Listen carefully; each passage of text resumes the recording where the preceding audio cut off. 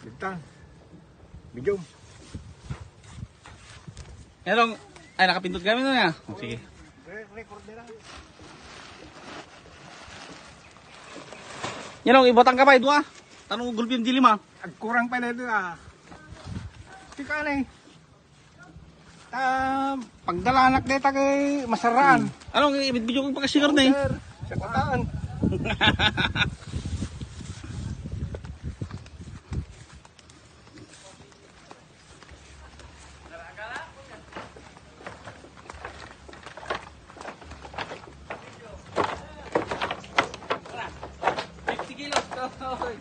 Na, 40 kilos na lang.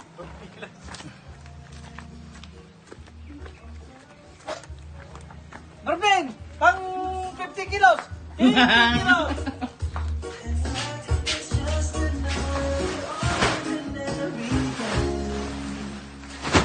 Makain natin sa bangus na rin. Mahalaga natin. Okay.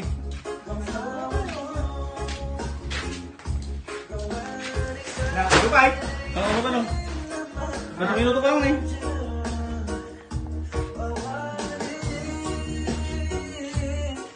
Manupay.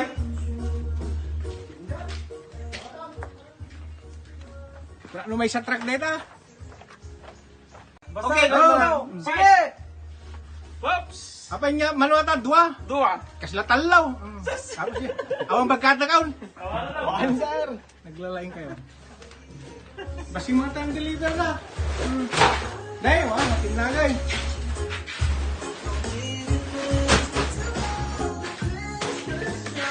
2, 4, 6, 8. Apay, hamonikan ni ka daw. Awa, tingnan daw. Alam na ito matatamay sa tasyan.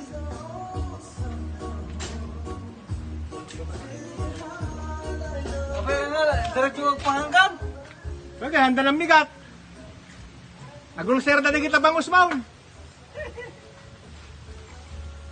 Agul serdan. 1,090? May isa? Laman lang. 1,090. Ayan na po, nagpapakain ng ating magiting na taga-bantay. Tate pa ang kinuha. Talagang class ang kanyang bangus. Ayaw niya daw yung mga lokal. Bimeg, ayaw niya.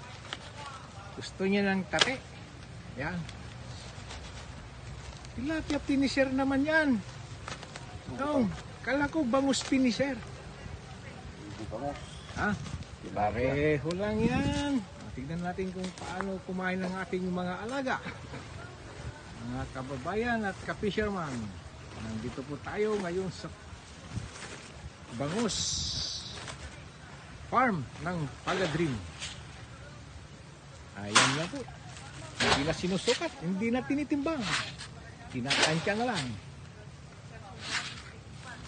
Pero ano yan, sukat yan. Kasi dapat isang sako, isang yan. Pakain natin eh. Isang sako sa umaga, isang sako sa tanghali, isang sako sa hapon. Ayan. Ayan na po, tinatapon na niya. Hindi na siya nasayang.